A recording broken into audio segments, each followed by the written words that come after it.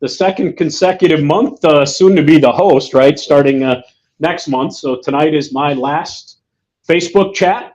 So we'll talk a little bit about that as we kind of go through the course of the evening. But glad you're able to be with us. You know, tonight, before we get to questions, a couple of things that I want to talk about. And if you've had an opportunity to read the opening comments, you would see it there as well. But I think, you know, when we look at February, it's the shortest month of the calendar year. More than half of it is passed by the time we do the Facebook chat. And quite frankly, the month can't end soon enough.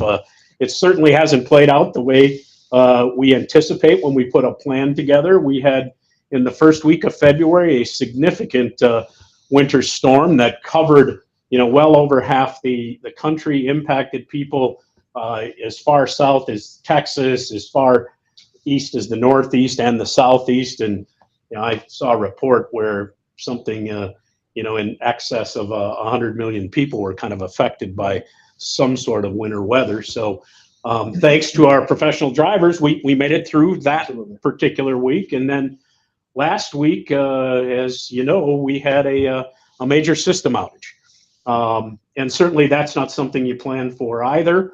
I will tell you that in my 37 years here, that was the most extended system outage that we have had.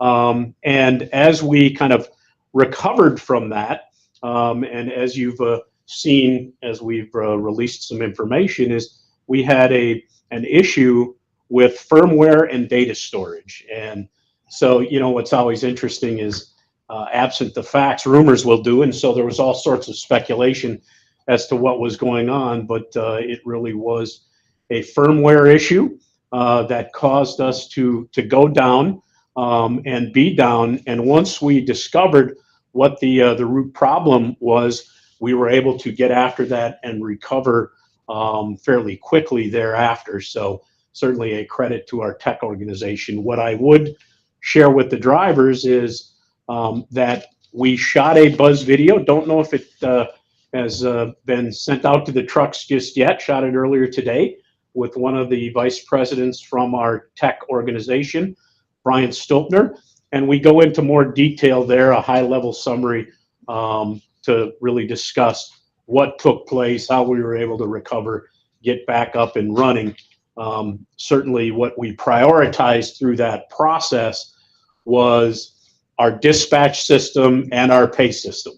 So to keep you moving from a freight perspective and to get you paid accurately. So those systems are up and running. Other systems are coming back online. So you would have noticed that Compass is back up as well. And so there really is a priority order in bringing those things back up. So certainly a rare event, something we don't want to have happen, but when they do happen, it's really about what you do next. And in true Schneider fashion, whether it's a weather incident or in this case, a system outage, we got after it quickly and recovered as best we could to get back to normal. You know, obviously a lot of questions and comments that came in late last week and over the weekend as to what was the status and what was going on. You know, we did our best to keep people apprised as to what was happening, but the emphasis was really on getting the systems back up and running and then manually dispatching our drivers through the course of that time. So thank you for your patience as we kind of worked through those issues, and certainly thank you for your performance as we navigated the weather and the system outage. So Robert, I don't know if you have any comments on either of those two events I would just took place. Echo your remarks in terms of thanks to our drivers, and of course your professionalism always comes out in these situations. I happened to be in the field in Seattle at the time when doing a ride along on Thursday when the system went down, and then was up and early with another driver to get in the truck, and again, system's still down. So I sat there and with a bunch of Seattle intermodal drivers, and I just again want to thank them for their professionalism.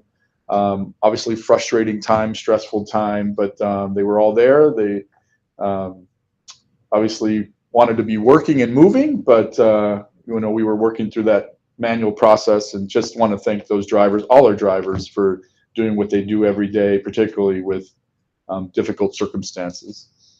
Yeah, and just to kind of put a bow on this thing, because I know when I talk about, it was a defect in firmware, and it was firmware from an external vendor. So again, and I'm not a tech expert, but so you understand what firmware is firmware is software that tells hardware in a system what to do.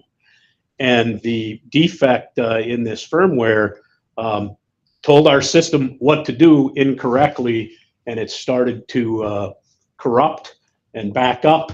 And then as information continued to compile, it just really snowballed, and we had to then recover from that particular firmware issue. So as I mentioned earlier, go out to the Buzz video. You'll get a bit more detail there from one of our tech VPs.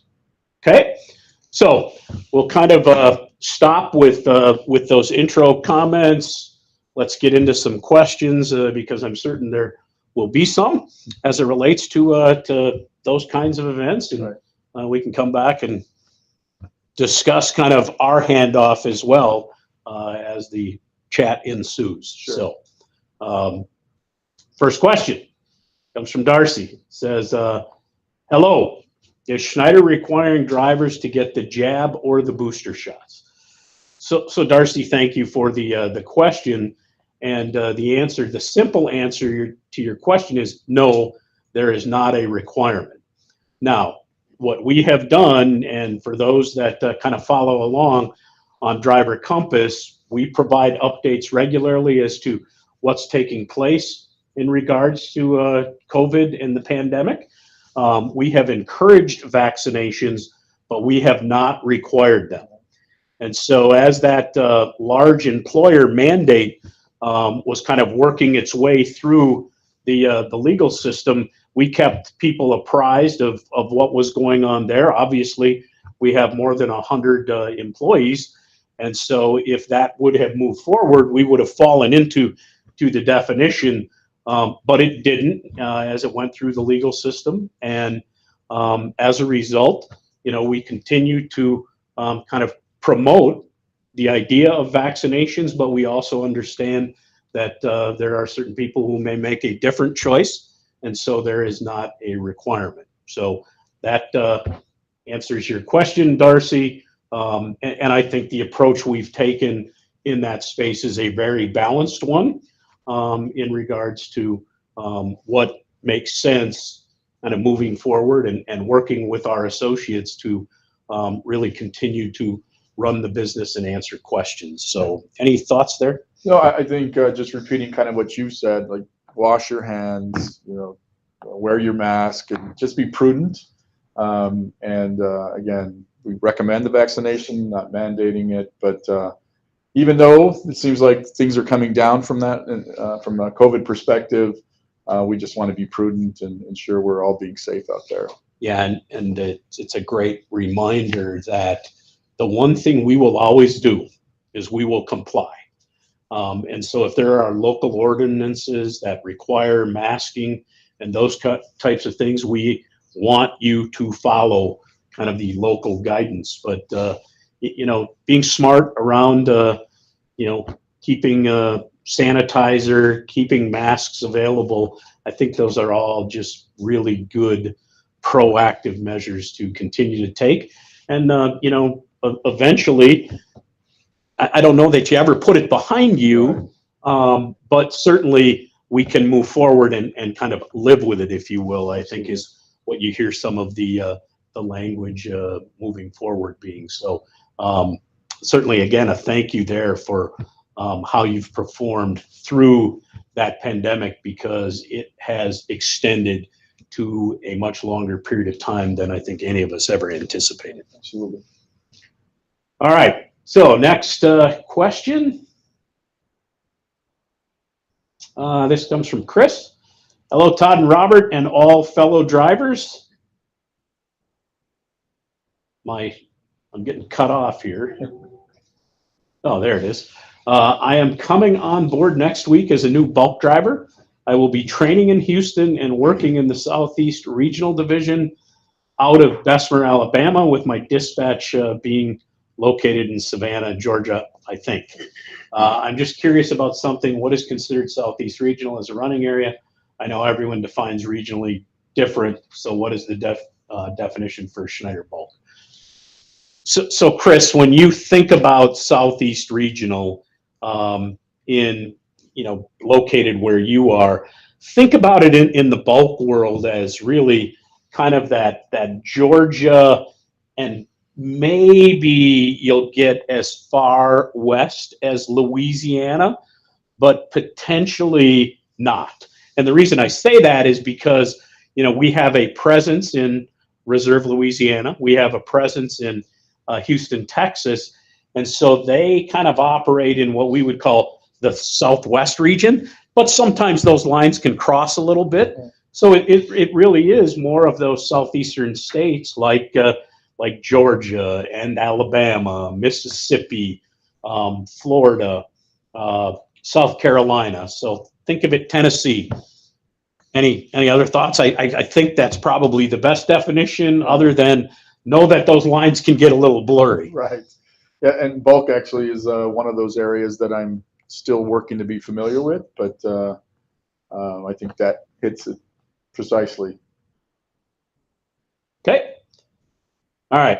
I'm going to let you take a couple of these, and we'll kind of mix and match. There you go. So Bob Larrabee, thank you for attending as usual, Bob. Hopefully by the time this event happens, our system problems will be solved. However, this does bring up some issues for the future. Why was staffing not beefed up for the weekend when everything was being done manually? Sitting on the phone for hours on hold was not acceptable when something like this happens. Most of us drivers don't make money unless the wheels are rolling. Schneider should pay the drivers that were impacted something for their time. So, Bob, absolutely. Well, I think it's important to note that Bob posted this a few days back, ago, right? So his first comment about the systems are up and running, they are up and running. Right. So, Bob, from a pay standpoint, and you probably know it now, again, this was posted a few days ago, we've established a plan as it relates to driver sitting and how long they were sitting. I won't go into all the details. I would assume that all of you know that by now, as you've reached out and talked to your driver team leaders and ops leaders. So we recognize that, absolutely. You're not moving, you're not producing revenue for yourself. And so we obviously want to make sure we're addressing that. And so I believe we have a good plan there. And as far as staffing, again, this thing hit us, and we had all hands on deck. We were calling people in along the lines of tech, along the line of CS. I was talking to the intermodal folks who asked me how my Seattle trip went, and they alluded to folks being in all weekend and coming in to help and all those kind of things. Now, in that scenario, it's manual. And again, without going into the weeds, it's our OTM conversion from 2012. You got people standing in line, you're trying to write things down, you're trying to assign folks things and record it so you can come back when the system comes up to help address the events and get people back on your green line, accurate and paid. And so it just takes longer. So I think, again, we did a pretty good job of getting people in. However, from your perspective, I understand the impact and recognize that it hurts. Yeah, so we get this weekend wasn't normal. And certainly we added staff because of the manual nature of what was going on. That doesn't mean that everything ran as smoothly as we would like or you would like, and it's one of the reasons that we decided to pay drivers for the delays and the impact. And one of the things I'm very proud of as it relates to the organization is we will take a look at those situations and work to be as fair as possible in regards to things like this, because obviously, customers impacted, drivers impacted, and then on balance, we are making decisions that we want to be fair to the organization, to be fair to the drivers, to be fair to the customers. So that's why I said earlier, thank you for your patience. Because patience is really important when you go through something like that. Okay. So Louis Lafayette has a comment here, not necessarily a question. Yay, another live feed of answering questions no one is asking and only asking what your superiors have already wrote down for you to answer. So I'm not sure where that's coming from, Louis, but those were questions that were asked on the page clearly. And so I'm not sure if you have a question that you want to ask. We can certainly try to answer it for you here, but we try to answer every question that comes up and don't necessarily always get to every single one of them, but we try to follow up after the fact as we can and should. So if you got a question, we'd absolutely love to hear it. And, you know, your perspective, I don't think it's accurate from my perspective. So Yeah, it's interesting, Louis. I don't know, how long you've been participating in Facebook chats. We're now on year 7.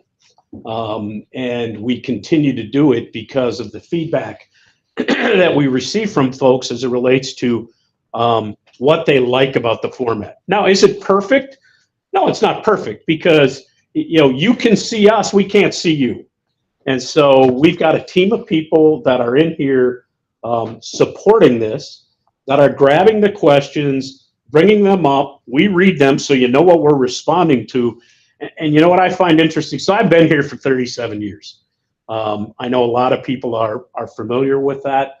I haven't operated with a script for 37 years. I am who I am. You get what you get with Todd Jadin. And I am going to provide you the best answer I can based on the information that's available when the question gets asked.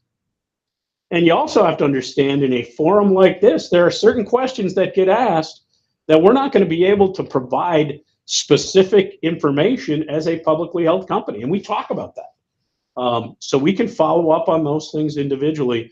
But I take exception to comments like, yay, another bullshit session, where you're just going to make up what you want to make up and then operate from a script. No, thank you. That's not how we operate. And quite frankly, I take offense to the statement. Now, like Robert said, if you have a question, ask it. We'll get after it. Yeah. So, no, I do appreciate you being here and the feedback, because we certainly take that feedback. Yeah.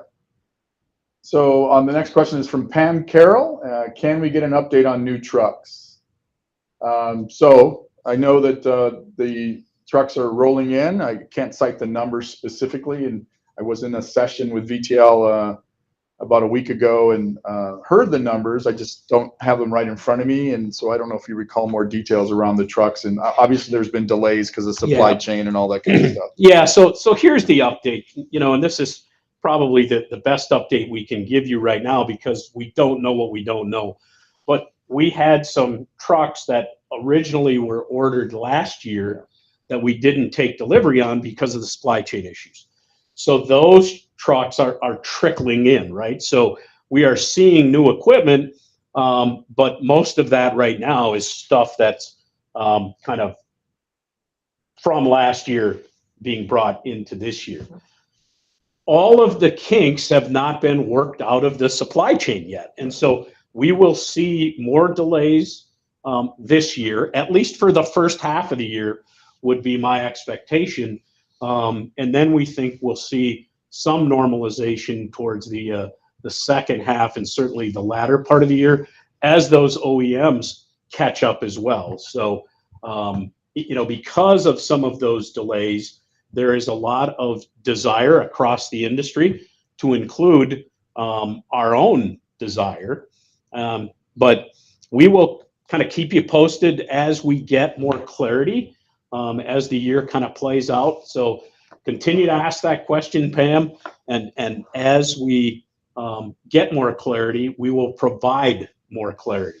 So next month, our guest will be the CEO. Mark Rourke will be here with Robert.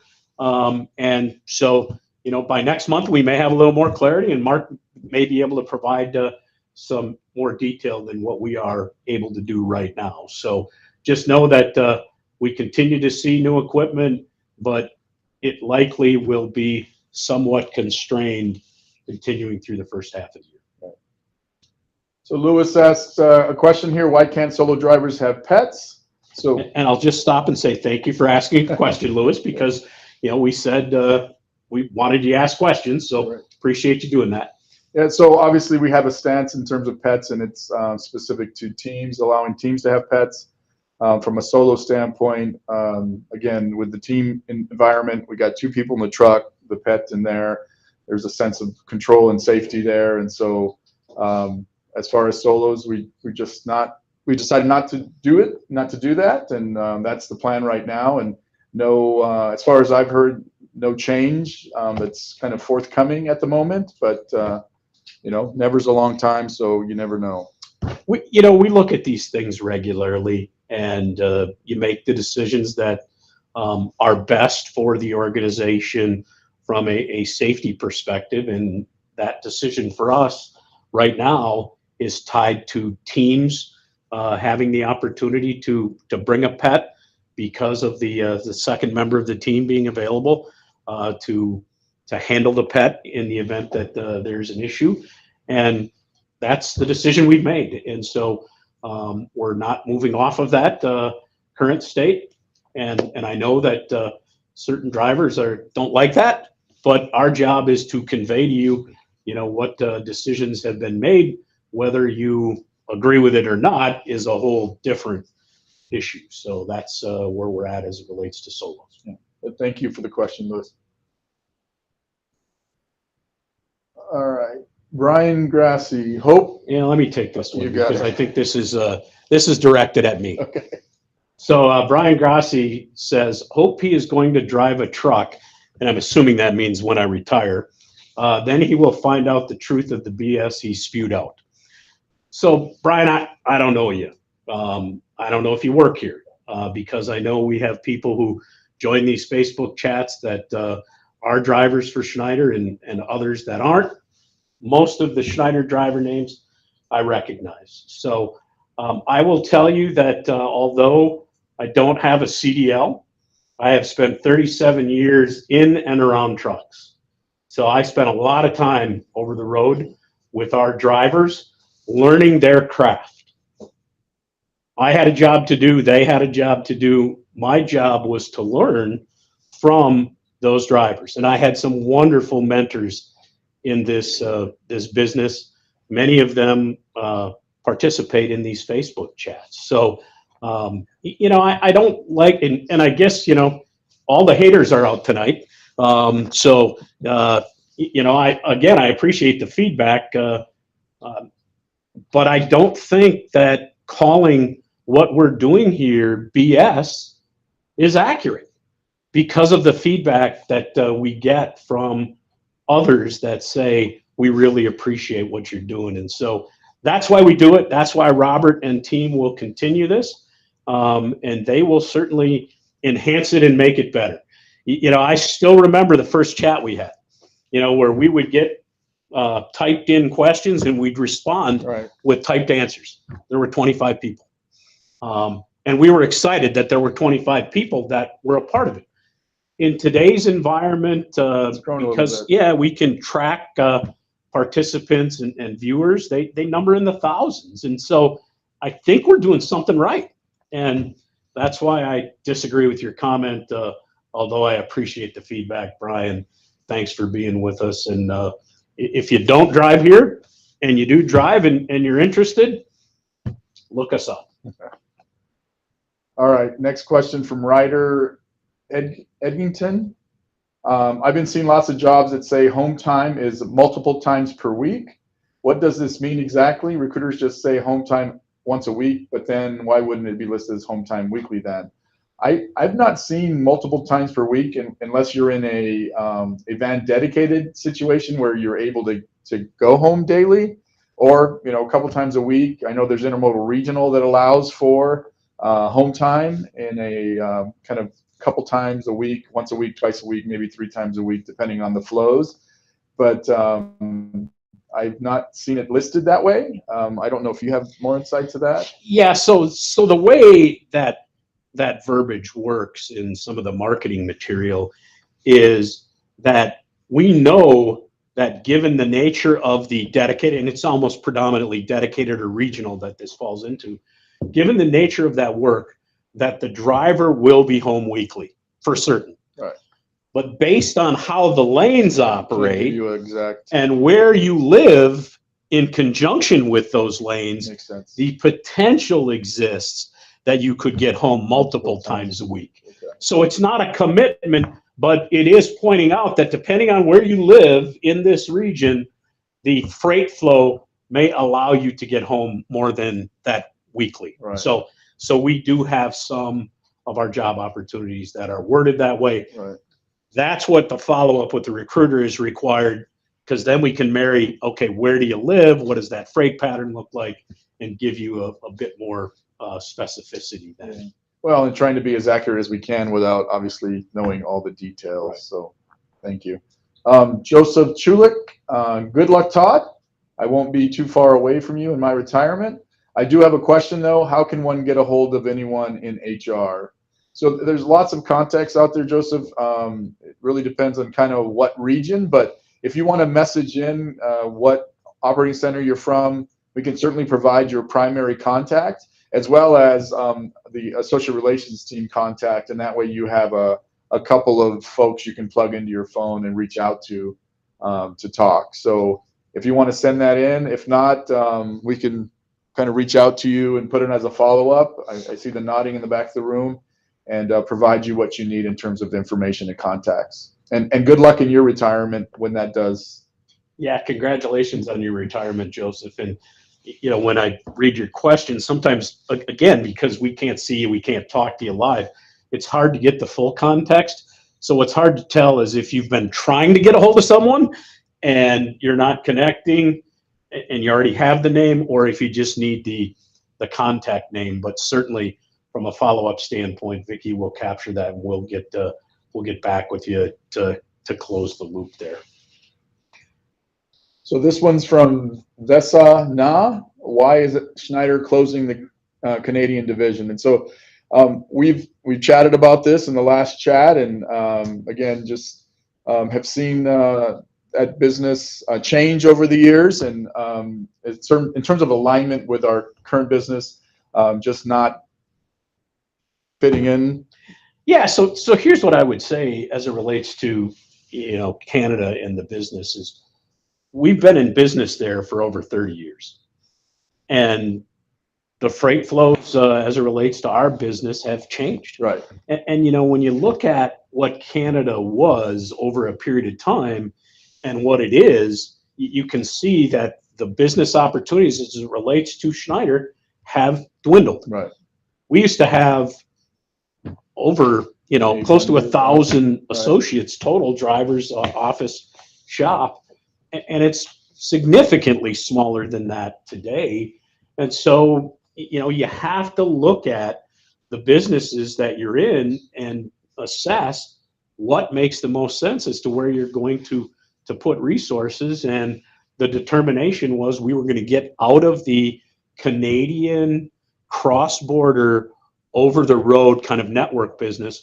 We'll continue to do dedicated business in and out of Canada because of that being healthy business. But those are decisions that we have to make that you know, they're not popular, right? And but you have to make them a very difficult decision because we have wonderful associates up there that have been with us for an extended period of time, and we certainly thank them for their service and wish them well as we button that up between now and the end of the first quarter. Okay. Louis Lafayette, another question. I want to go from dedicated to over the road. Why is it so hard to transfer positions? So, Louis, we've actually made some improvements in this area in terms of transfer process. It used to be very, very difficult to transfer internally, but we've actually put a process in place across the lines of business, and it should not be that difficult. So I'm not sure in terms of who you're talking to, but we'd welcome the opportunity. I'd welcome the opportunity to talk to you and help in that regard, whether it's getting the OM involved, the DO involved, and just seeing what opportunity you're interested in, is the opportunity available, and what may be the the holdup. So you can certainly reach out to me. My email is sotor@schneider.com, and my cell phone is 213-219-2561. So I welcome the opportunity to chat with you, help you through whatever process that is. And again, it's all going to be contingent on opportunities. Is it available? What is it you're looking for? Are you in the parameters of the criteria and that kind of thing? But we can work through those details. If you want to reach out to me, I'd be happy to help you move along into that area. Yeah, I think the other thing is, not everyone may be aware of the transfer portal and process, because we have an electronic process associated with it, where you go out, you look for opportunities in the area that you're interested in, and then a group or a team kind of works that. But certainly we'll capture that as a follow-up for Lewis and make certain that one, we follow the process and we understand kind of where and what he's looking to do. Right. So we got a couple of hellos and check-ins here, and congratulations. Hi, Todd and Robert. Sad to see you go, Todd, but good luck and enjoy. That's Christine Bosgraf. Congratulations on a great career, Todd. Randy Jacks. Hello from Houston. That's Pam Carroll. Hello, Todd and Robert. Mixed emotions tonight. Sorry to see you go, Todd, but hope you enjoy your much-deserved retirement. Thanks, Bob. And that's Bob Larrabee, a regular here. Hello from Fort Worth, Mark Blair. Hello, Mark. Good evening from South Carolina. I'm going to mess this one up. Mengsty L. Hello, Mengsty. Welcome. Hello from Wilmer, OC, Richard Kosian. Congratulations. Enjoy your time with family. That's Sue Gilbert. Congratulations, Todd, from Chris. Chris is a regular as well. And hello, Todd and hello, Robert and Todd, somewhere in Tennessee. Chris Foshi, another regular. Good to see you, Chris. And hello from Indy, Denise Smith, who you and I have been chatting. Good to see you here, Denise. Just thank you for the congratulations and the retirement notes. I will tell you, as things are winding down, I've had the opportunity to talk to many people that I've worked with over the course of my career, and it's what I'm going to miss most. I will miss the people, because it's the people that make this a special place to work. I learned this business from our drivers. I've worked with drivers my entire 37 years here. When it came time to think about, hey, what are you going to do as you kind of move through the organization, it was always really important to me to be tied to some sort of driver activity. And I'm happy to say that every job that I've had, of the 16 jobs I've had here, has been tied to some sort of driver activity, with the exception of one. So for 4 months in the summer of 1992, I was in the sales and marketing department, and it became abundantly clear that I wasn't a sales guy. I was an operator. So, that was really something very important to me. And so, absent that 4-month period, I have worked with drivers my entire career, and it's just been extremely rewarding to be able to do that. So thank you for the kind words, folks. So this question is from Jeff Navrat. Are you guys real truck drivers? So as Todd has alluded to, he does not have a CDL. I do not have a CDL either. Both of us came up through the operations ranks, and Todd has gone through his background in 16 jobs that he's had in 37 years. I worked with intermodal operations for most of my time here. I've done many a ride along and enjoyed it, and love getting into the driver's world and seeing it from their perspective. But from a factual standpoint, no, we are not truck drivers. But we love our truck drivers. So yeah, well, it's interesting. I don't know if Jeff is one of our drivers, or if he's out here on the Schneider truck driving page as a potential candidate, and he might have jumped in and saw us talking. But no, this Facebook chat that we do on a monthly basis is for our drivers to ask questions to the organization, and for us to provide the best information we can based on our knowledge base. But to Robert's point, neither one of us has ever driven for Schneider or has a CDL. Yeah. Can you give me any added insight to this is from Mike Marsh. I'm sorry, should have said that first. Can you give me any added insight to the 2 former Schneider drivers that were terminated for vlogging and uploading to YouTube? So Mike, I'm not familiar with 2. I am familiar with 1, and I'm sure we're talking about one of the same people, but as is our first core value, safety is our first core value, and we don't mind drivers vlogging. We've seen some great product out there from a driver vlog standpoint. Of course, in those cases, those drivers are sitting still. They're off duty, in their truck, recording, able to focus effectively on what that task is, which is vlogging and communicating and sharing information.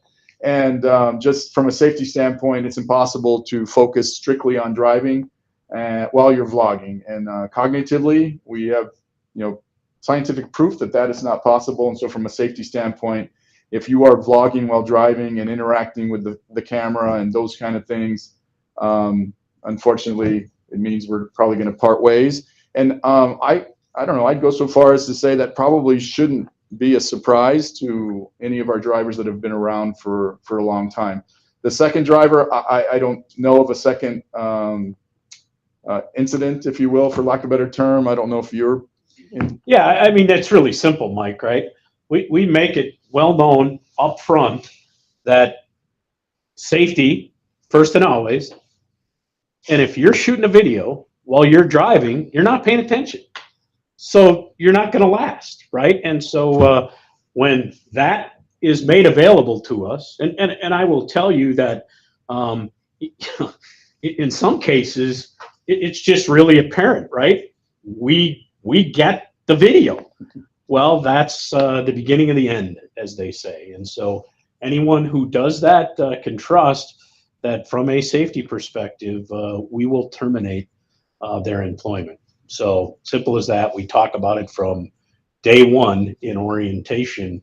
And I've seen some really interesting posts from one of the individuals as it relates to, why he's surprised is beyond me. So I'll leave it at that. Yeah.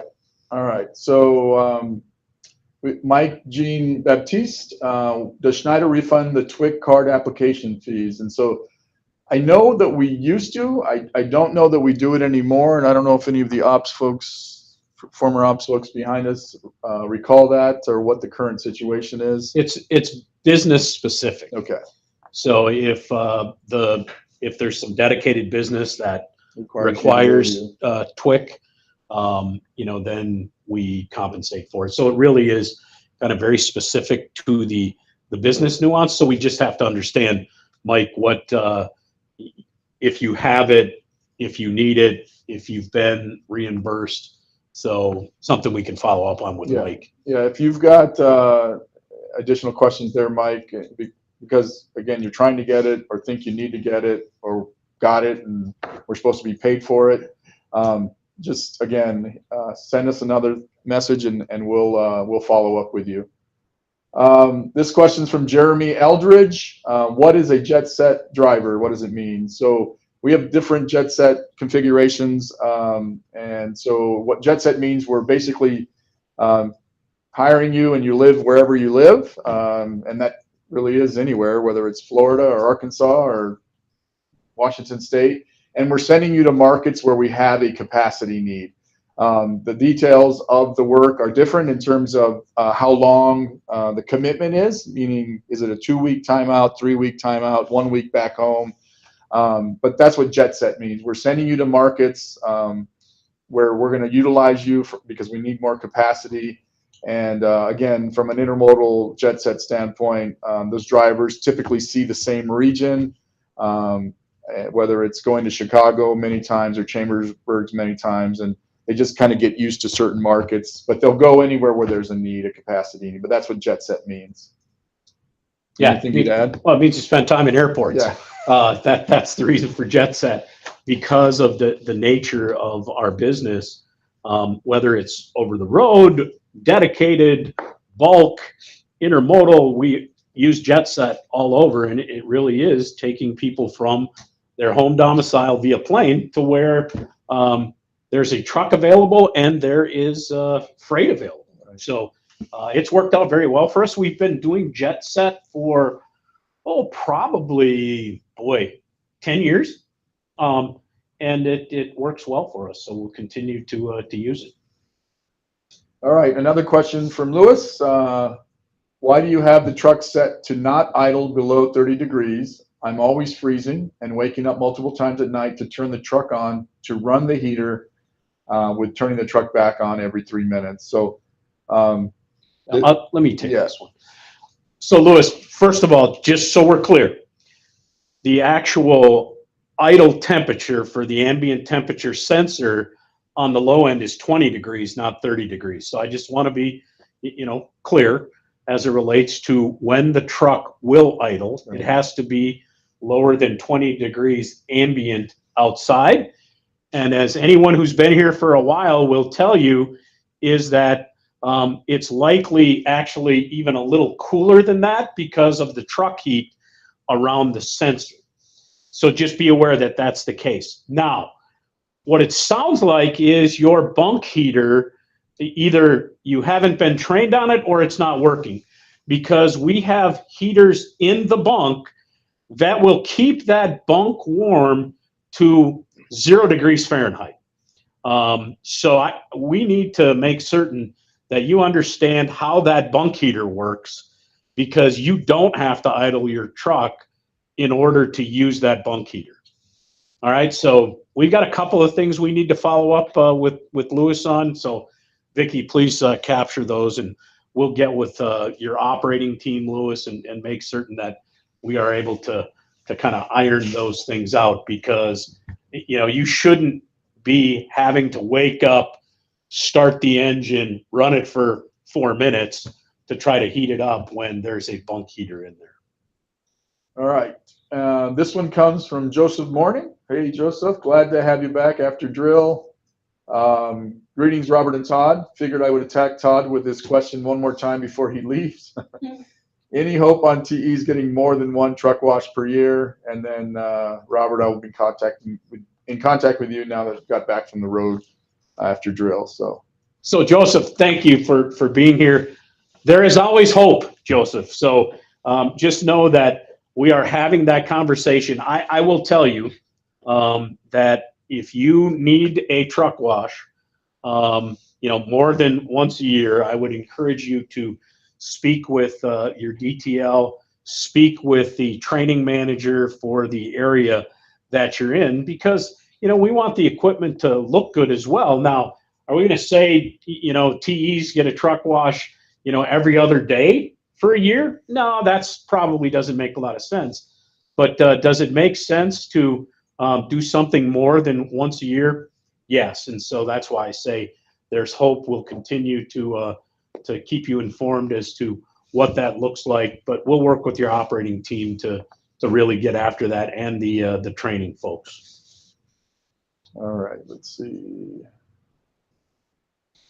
So this one comes from Justin Sebus. 2 parts to this question. Are there instances where office staff are tested for sleep apnea? Does Schneider still receive a kickback by sending drivers to sleep apnea testing? So the first part of your question is no. Office staff are not tested for sleep apnea. And Justin, that has to do with we're driving a desk, and there's not a lot of danger in that per se. However, the sleep apnea testing is available to office associates, right, if they so choose to use it.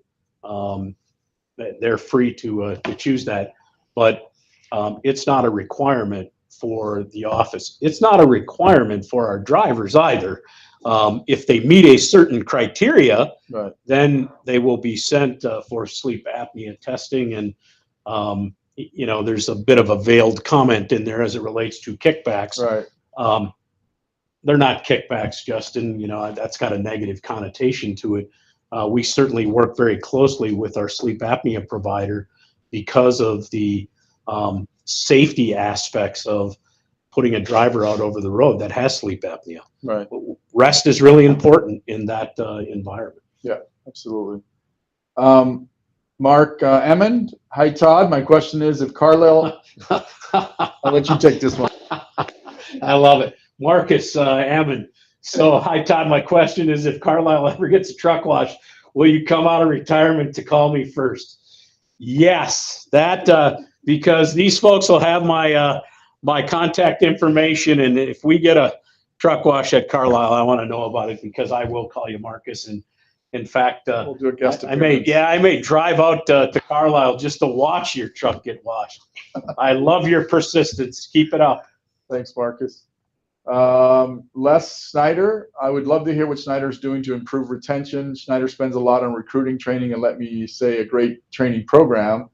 Let's keep those great students. And he has bullet points: yearly bonuses, profit sharing, more time off for years of service, increased 401k matches for years of service. So Les, we're trying to do different things in this space to include ensuring our pay is at market, and we're being competitive in that space. And I think we've shown a lot of increases over the past couple years now. And again, it varies from division to division. I know that we're working very hard from an equipment standpoint to ensure age of fleet. We're doing things that you might not see overtly kind of in front, but behind the scenes stuff from a driver experience standpoint that have to do with technology and things that we're trying to do to simplify your lives and touch points and workflow and those kind of things. So lots of things we're trying to do to impact you in a positive way. And so the other things that you mentioned, we certainly take feedback and we share it with our compensation folks, and we're always looking at pay and trying to ensure we're competitive and what our competitors are doing and what they're providing.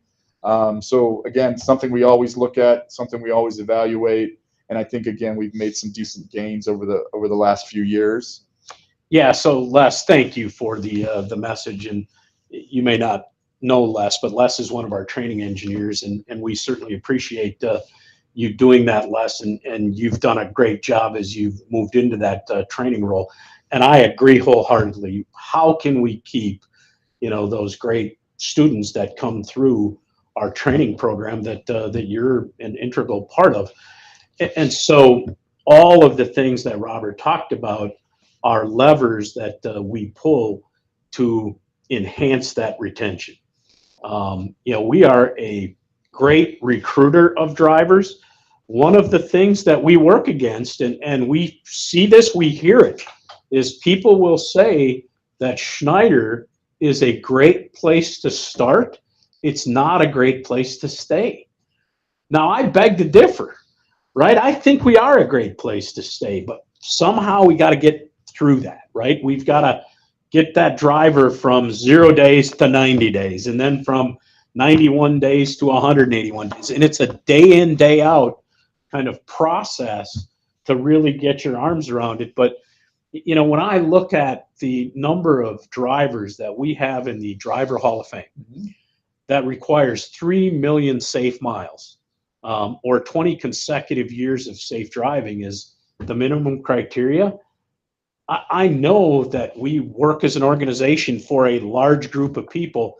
We've got to continue to work through how we can get people over the hump. So whatever feedback you have, Les or others, in regards to how we can more effectively do that, we are all ears, because this isn't just a Schneider issue. It's an industry issue as it relates to retention. The other reality, and we understand this, is that there are more truck driving jobs available than there are truck drivers. And so in some cases that allows that driver who comes out of driving school to have multiple offers on the table. And right. We want it to be our offer that they pursue and then stay with us. Yeah, absolutely. All right, let's see what we got here. All right, we got some shout outs. I don't know if you want to do. Sure, I'll do these. Hey, Todd, shout out from Texas, Hillary Bell. Hello, Robert and Todd Jadin from Just a Trucker. Hi, Justa. Hello, everyone, from Antonia Castillo. Good evening, all, from Brian Sirku. Brian, thanks for being with us, one of our regulars. Thanks for the great work you do down in Florida. Hello, everyone. Kabarik Regneg Nwende. Hello. Congratulations, Todd. It's been a pleasure working with you. Shout out from home, Pinion Hills, California. That's Barney Johnston. Barney, thank you. You know, Barney used to work at Schneider. He's one of our million-mile drivers. He was an instructor for us out in Fontana. Although he no longer works here, he stayed connected to us. He's an administrator for our kind of unofficial Pumpkin Driver Facebook page. Does a great job. You know, Barney, I love your advocacy. I love what you do with the Facebook page. You've been a great associate for us, a great friend. Kind of moving forward, I will certainly stay in touch with you. And if you'll have me, I'll continue to be a member of that Pumpkin Driver group, because if I read that correctly, it's for current and former Schneider associates, and I'll be a former one rooting on the Big Orange from the sidelines. Thank you, Todd, for everything. Hello, Robert, checking in from Woodhaven, Michigan. Levi Cody Allen. So I see you're out east, if you will, Levi, versus hanging out near home in Phoenix. Hello, folks, tuning in from home, sweet home, Mattawa, Ontario, Canada. Congratulations on your retirement, Todd. Thanks for all the great live chats and 37 years of service. We will miss you. From a fellow retiree, Lynn Lavalle, who was with us as part of our Canada business. So thanks, Lynn, for being with us tonight, and thanks for the note. Darren Nugent says happy retirement. So thank you, Darren. All right. This question is from Francisco Ramirez. Why only new drivers get new trucks while we drive old ones? So Francisco, we don't have a plan that says new drivers get new trucks and old, veteran drivers don't. It really is dependent on the location and the business and the availability. And sometimes you're a veteran, you get a new truck. Sometimes you're a new driver, you get a new truck. It just really is specific to the areas and what's available. We'd love everybody to have a new truck. We are increasing or decreasing the age of our fleet, but obviously it would be impossible to have a new truck for everyone. Yeah, the way truck assignment works is, where is the truck available? Where is the driver available? And to Robert's point, we don't have any sort of statement that says new drivers get new trucks, old drivers get old trucks. That's certainly not the case. In fact, if we're going to err on one side or the other, we will err with an experienced driver getting a new truck, but it really has to do with location as well. This question comes from Nehemiah Glade. Been waiting 4 days for a truck. Any word on when we will have trucks so we can get to work? Nehemiah, obviously, we don't want you sitting 4 days waiting for a truck. We'd love for you to provide more information in terms of where you're at, what account, all those kind of things. And then we can certainly follow up very quickly tomorrow with pushing that forward for you. But I'll need more information. So we'll capture that. But again, if you can kind of provide what OC and what account, if it's an account or region, and we'll follow up with you. Yeah, I would gather Nehemiah is probably coming out of student status into driver status, and so is waiting for an initial truck assignment. That's what I'm reading into it. And so what we'll need to know are those specifics so we can follow up with the operations folks in that area of the country to make certain we match that truck. So this question, Lisa Stewart Waters, please pay actual miles driven, not practical miles. Many assignments, my hub is shorted 30 to 90 miles difference. It adds up. So we recently moved to practical miles, and that was, I don't know, it all kind of blurs together. Last year. Yeah, so late last year. We're paying typically what the industry is paying in terms of how they approach practical miles versus actual miles. I don't know anyone that's paying actual miles. There's some people that pay hub miles, and again, just understand that we have to decide how to pay, right? There's a methodology to get money to folks, and so we're using practical miles, versus the HHMG miles that we used to use. And hub miles adds another dimension to it, and for now we've made a decision around practical miles. And I understand that in some cases practical miles will be different than hub miles. In some cases they're more, more often than not, they tend to be a bit shorter, but it is closer to the hub mile than HHMG used to be. Right. Yeah. All right. This is from Yesyan Omar. Are all trucks going to have the MirrorEye? And I think the short answer, I think, is yes. The long answer is eventually. So we've got, I was just, like I said, I was on a ride along in Seattle last week. The truck was 2021 and it was configured for MirrorEye, and it had just gotten in maybe a month ago or so, and didn't have MirrorEye because, again, just missing some components from a supply chain standpoint. So it was configured, not done. But eventually, as we onboard new trucks and we start removing old trucks, we will have MirrorEye on all trucks. Is the where we're going. Yeah, and those take a while, right? It takes a while to cycle through there, but we really think the technology adds some safety features that the standard mirrors don't. Right. Now, there's some adjustment to operating with it.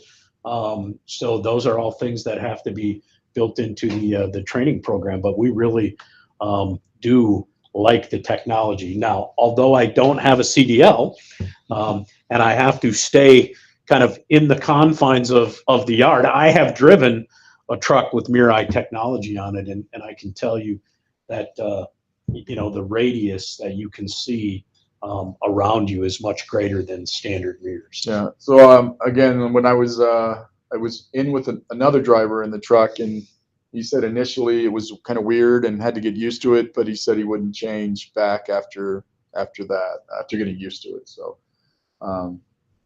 so we have some more hellos and check-ins. David Trump Sr., one of our intermodal drivers from Chambersburg. Hello, Todd and Robert.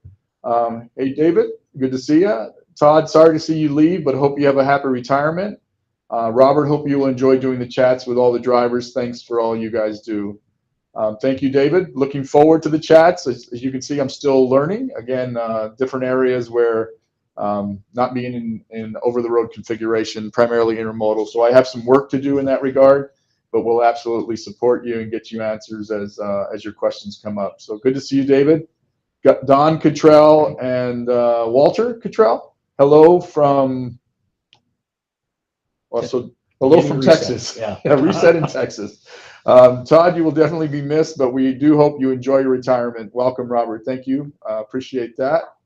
Good luck, Todd, and enjoy your well-deserved retirement. Michael did video. Tito. Todd, congratulations. I think he's Italian. Yeah, I'm guessing. Todd, congratulations on your retirement. Best of luck in your future. Don Rye in Milwaukee tonight. Bob Hamry. Hi, everybody from Harrison, Arkansas. Hello, Bob. Jerry Hicks, another one of our intermodal drivers. Good evening, y'all, from Fairburn. Good to see you, Jerry. And Brian Sirku. Again, appreciate you forwarding information to us, Brian, and helping me to get acclimated and up to speed with some of the issues out there. I look forward to working with you. Todd, you'll be greatly missed. I hope you enjoy this next stage of your life. It's well-deserved, absolutely. Todd, if you didn't see my precious comment, I apologize. You guys took that comment the way you did. Wasn't towards you. Previous comment, I'm sorry. Someone was being smart, so I was being smart against him as well. Lewis, no problem, Lewis. Again, in this setting, it's hard. You have to make some assumptions. Not that we did, but you don't know which. Well, I appreciate the follow-up. Yeah, thank you. To set the record straight. Just don't know kind of what direction comments are coming from sometimes. But congrats, Todd. Wishing you the best in retirement. Joan Bly.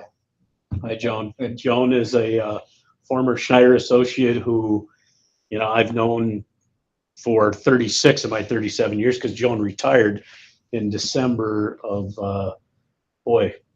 time flies, Joan. I think it was December of 2020 when Joan retired. She's a special lady. So thanks for watching, Joan. And I know you're enjoying retirement because I keep track of you via Facebook because we're Facebook friends. So glad you're having fun. Enjoy those grandkids. So this question is from Earl Stewart. Now that the new laws for FMCSA are here with the ELDT, how does it affect new drivers coming to Schneider? I don't know that it does affect new drivers coming to Schneider. Are they doing anything different? I'm not sure. I don't, Earl, I don't know if I understand completely what you're asking in that regard. So we'll probably just need to follow up to get a little clarity around what he's referring to. Sure. So if you can send that, and we'll follow up with you. Let's see what we have here. From Brenda Sosnowski. Again, I apologize if I'm butchering the last names. I have not seen any correspondence on the, yeah, I remember Brenda's question from a month or two ago. On HSA benefits, how are we supposed to use it if we have no clue where to begin? So Brenda, we'll take that as a follow-up as well. I'm using it and I received correspondence. Yeah. So it could be a mailing issue, Brenda, and so we're gonna follow up and find out what your address is, if something was returned to us. But you know, I know that the correspondence came out, and it doesn't come from Schneider. It comes from the third party that is kind of administering the HSA, and for the life of me, I can't remember the name of it. But certainly we will ensure that you get the information you need. All right. This one comes from Levi Cody Allen. Again, regular here. Pay and benefit question. Drivers with less than 2 years with Schneider were given additional vacation and sign-on bonus is now paid out more quickly. The Advantage Club members was dropped to 3 years and more. What can the drivers that are in between get? Maybe a couple extra vacation days as a one-time offer. We choose to stick around when things went downhill. So Cody, again, we appreciate the work you do every day, and I know as far as new drivers, we allotted a certain amount of days, and again, in some cases, to ensure we were following state-by-state rules and those kind of things. And then, of course, the Advantage Club, we moved that down to kind of have a greater pool of drivers to be able to recognize. As far as benefits decision, that's a decision that is made across the board. So it involves all drivers, not just a certain division or a certain tenure. But again, these are the kind of things that we take note of when we sit in conversations and meetings with our pay and benefits folks. We do bring up these kind of things and try to identify trends, and then ensure again that we're at market. I don't know if you'd add. Yeah, so Levi falls into that gap, right? He's between 2 and 3 years right now, so he's not eligible for Advantage Club just yet, and he is kind of outside of the window of the drivers who received some additional PTO. So understand the feedback. I appreciate it, Levi. Know that we look at this stuff regularly to assess what makes the most sense. That's why Advantage Club got adjusted and why we made the decision around the additional PTO. So Robert already said it. We take this feedback. I think people understand what we do with this is we summarize all the questions that got asked, summarize kind of, hey, here's how we responded. Here's the follow-ups we're going to do. And it goes to a wide array of people within the organization, to include our CEO. So it goes all the way to the top, and then we follow up on this stuff to the extent that we can. Not everything that comes up happens, so it's not necessarily like a Christmas wish list, but certainly you know, we look at it and we'll determine what makes sense moving forward. All right, so it's 7:05. We've been at this for a little over an hour. There are a lot of questions still in queue. So let's try to rattle these things off you know, let's take 5 more. Are there 5 out there, Tammy? Okay, so we're going to take 5 more, and then the others we will answer via the old method, right? We'll type them out because we like to kind of stick to our time commitment of 7:30 as kind of an end time. But you know, there's a lot of people out there, and there's a lot of questions, which is what we want. So maybe I'll take these and we'll button up. Okay. Right? Jason Gunderman, can we get more water soap hoses at OCs? Inexpensive compared to wash bays. We like to keep our trucks clean, but 1 blue beacon per year doesn't do it. I think you know, we would all agree that that 1 blue beacon per year doesn't do it. So you know, more soap, more things at operating centers. You know, we used to have some designated wash bays.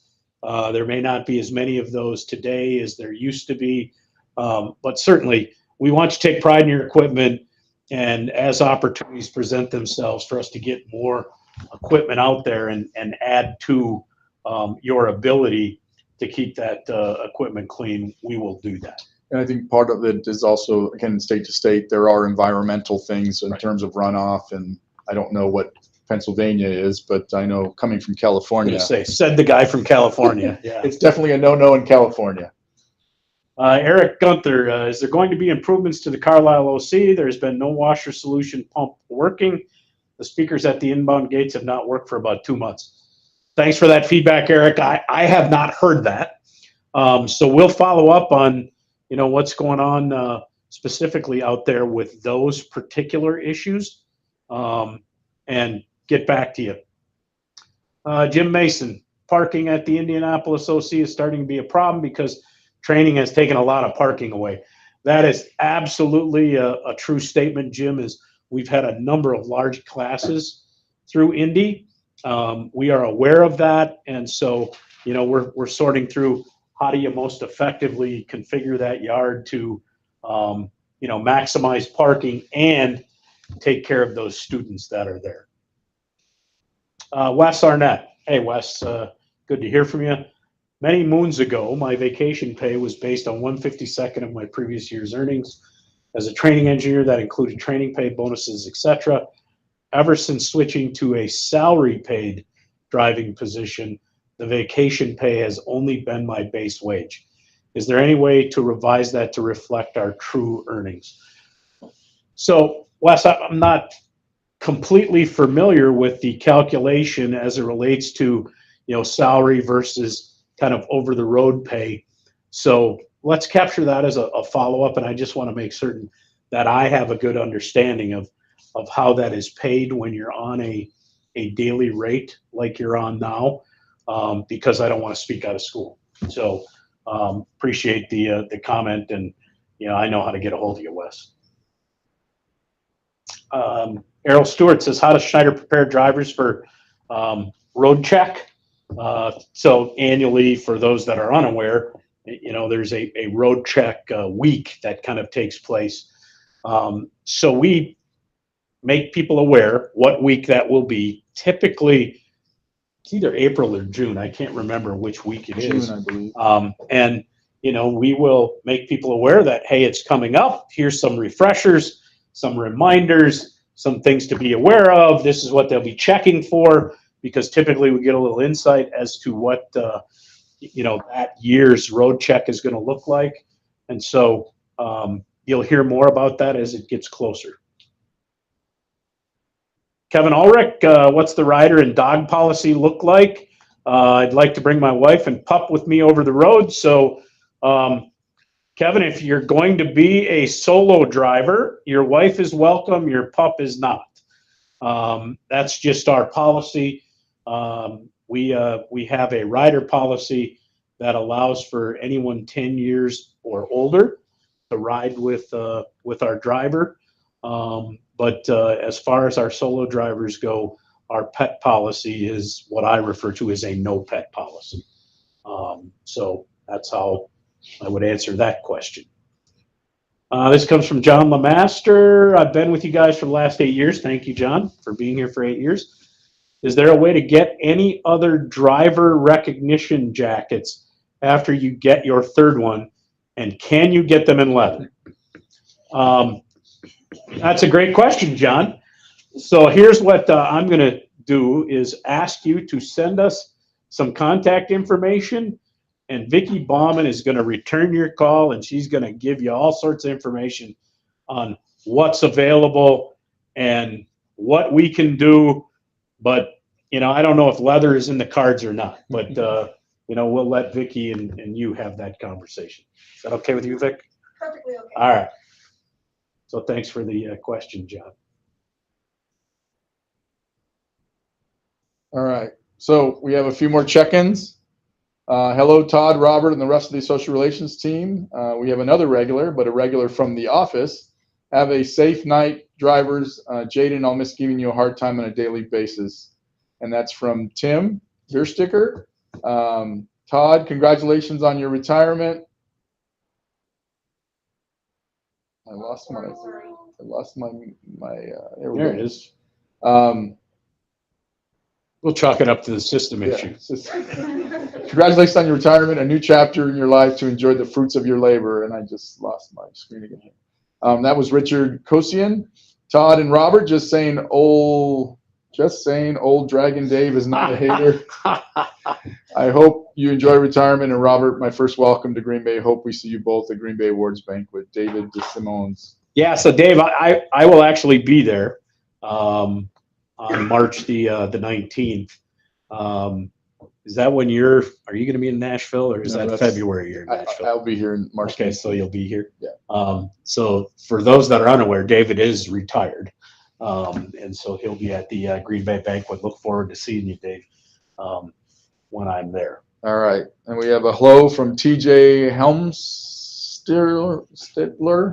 Again, apologize for the butchering the last name. Hello, Todd from Jackson, Mississippi, Terry Wolf. Hello from Chambersburg Intermodal. Congrats, Todd. Thank you for these chats. I've looked forward to them every month for the last several years. That's Michael Hare. And hey, congratulations, Todd. You will be missed. I'm hoping to be up in Green Bay in the next month. I hope to see you soon. That's Chris Hayabusa. Yeah, and he's one of our jet setters based on that question that came up earlier. And so we have last minute here. We want to. Yeah. So are we done? Yep. All right. So before we say goodbye, I want to bring up another one of our associate relations folks. So Jim, if you will wheel your chair in here. You know, there will be people that recognize the name and the face. This is Jim Herbert. Jim is also retiring. His retirement date is March the 1st.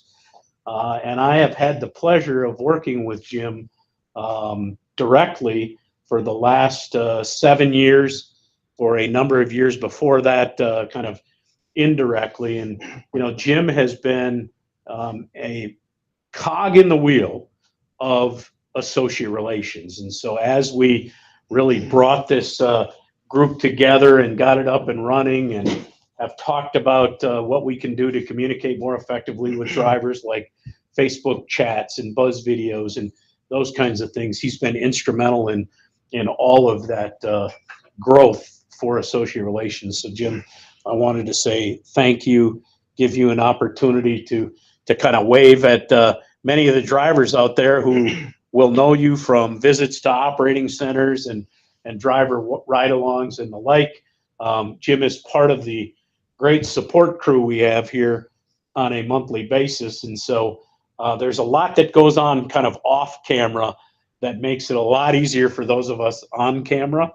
And sometimes, you know, those off camera don't get the same level of appreciation as those of us on it. But Jim, thank you for everything you've done for Schneider. He spent 20 total years here at Schneider in a combination of human resource and associate relations roles.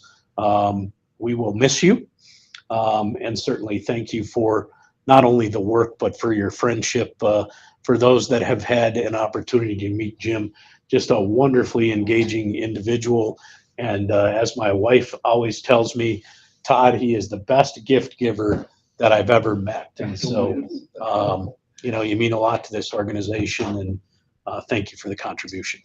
Well, thank you. I wouldn't work for anybody at this point other than Todd Jadin. Run through brick walls for him. You see what he's done. He bleeds orange for you drivers. Everything you've heard, everything that's said, it's real. Otherwise, I would have retired a couple years ago.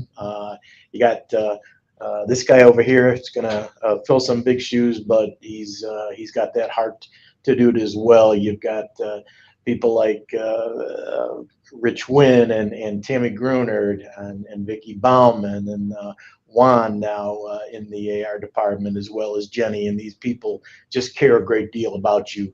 Know it because it's true. So thank you for the opportunity to serve you folks. Thanks, Jim.